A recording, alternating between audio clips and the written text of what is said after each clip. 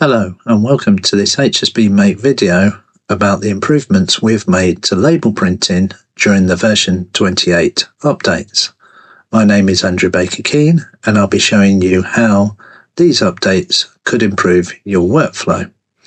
The key feature is we've allowed reprinting of labels, whether it be for any of the standard units of work as shown on screen or any of the statuses that are available, plus additional statuses that might have been added to your system. We've introduced the reprinting of labels in both MakeOffice and hsbClient, and for this video I'll be using a Zebra printer as shown on screen. Without further delay, let's see where these changes are in the software.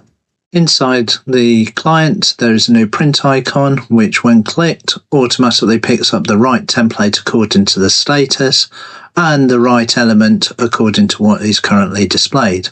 Obviously, you can select other elements in the system. Press the print button and the label will automatically be reprinted at the printer. If we now look at MakeOffice, if you click on a order, you can press the print button, but notice now we get a different template showing because we are now looking for the labels to be printed on an order basis, not an element. hsbMake has been able to print labels when you either start or finish a particular item on the production line, but this update now allows us to reprint on demand.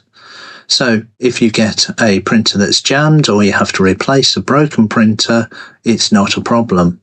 Also, it means that operators on the shop floor can actually do this type of reprint without having to ask for a manager to go into the system to reprint something. I would just like to take this opportunity to thank you for watching this video, and I am sure you will find reprinting of labels a really useful feature moving forward.